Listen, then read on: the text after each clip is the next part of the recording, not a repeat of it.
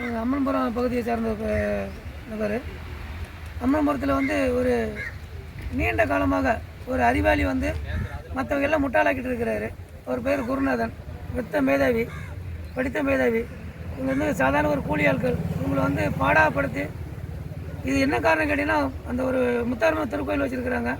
அதோட காசை இவர் வந்து நிறைய ஆட்டையை போட்டிருக்காரு. கணக்கு வழக்கு இல்லாமல் இருக்குது. இதை கேட்க போய் தான் ஒரு பிரச்சனையாக வருது. இதனால் அவர் அதிலேருந்து நீக்கிடுறாங்க. நீக்கி புதிய தலைவர்கள் போட்டு இன்றைக்கி சிறப்பான ஒரு நல்லபடியாக பண்ணிகிட்டு இருக்கிறாங்க. இதை பொறுக்காமல் இந்த நிர்வாகத்தை சீர்குலைக்கணுங்கிறதுக்காக இந்த குருநாதன் என்ன பண்ணுறாரு, காவல்துறையை வச்சு ஏவி விடுறாரு.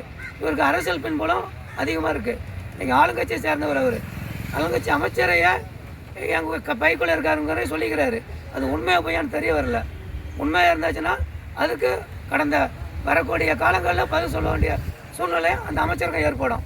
அதுவும் இல்லாமல் இன்றைக்கி தமிழ்நாட்டில் குறிப்பாக தூத்துக்குடி மாவட்டத்தில் சட்ட ஒழுங்கு அமல்படுத்தக்கூடிய அதிகாரிகள் சட்ட ஒழுங்கு என்னென்ன தெரியாத அளவுக்கு இருக்கிறாங்க.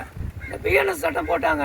பிஎன்எஸ் சட்டம் போட்டால் அதுக்கு உண்டான அறிவுரைகள், அதுக்குண்டான வழிமுறைகள் இந்த காவல்துறைகளுக்கு தெரிய மாட்டேங்குது. பிஎன்எஸ் சட்டம் வந்து யாருடைய பழைய சட்டம் தான் பயன்படுத்துகிறாங்க.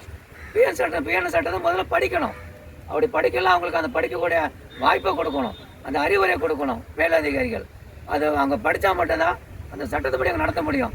ஒரு விஷயம் போய் புகார் கொடுத்தா இது சிவில் டிஸ்பியூட்டு, நீங்கள் வெளியே போங்க, இல்லை கோர்ட்டு போங்கிறாங்க. சிவில் டிஸ்பியூட்டா இது கிரிமினல் டிஸ்பியூட்டானு அந்த அதிகாரிக்கே தெரிய மாட்டேங்குது. அப்படிங்கிற சமயத்தில் இவர் எப்படி நடவடிக்கை எடுப்பார்?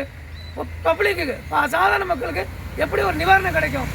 அப்போ இந்த காவல்துறைக்கு ஆளுநர்கள், அந்த காவலர்களுக்கு முதல்ல இந்த பிஎன்எஸ் சட்டத்தை பற்றி அறிவுரையை சொல்லணும். அப்போந்தான் இவங்க வந்து அந்த சட்டத்தை மீற மாட்டாங்க. சட்டத்தை பற்றி தெரியும், பப்ளிக்கும் பாதுகாப்பாக இருக்க முடியும். பப்ளிக்கும் ஏதோ ஒரு போனால் சரி காவல்துறை செஞ்சு கொடுத்து ஒரு நிம்மதியாக இருப்பாங்க. அந்த எந்த நிம்மதியும் இல்லாமல் இன்றைக்கி காவல்துறை வந்து திண்டாடிட்டு இருக்குது. இது வந்து மிகவும் வன்மையாக கண்டிக்கக்கூடிய ஒரு செயல்.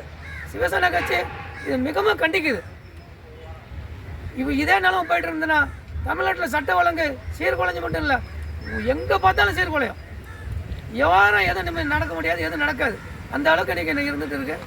இதை உடனடியாக செய்யணும். மாவட்ட நிர்வாகம் உடனடியாக தலையிட்டு இந்த அம்மன்புரம் ஊரையும் இந்த குருநாதன் நடவடிக்கை எடுக்கணும்.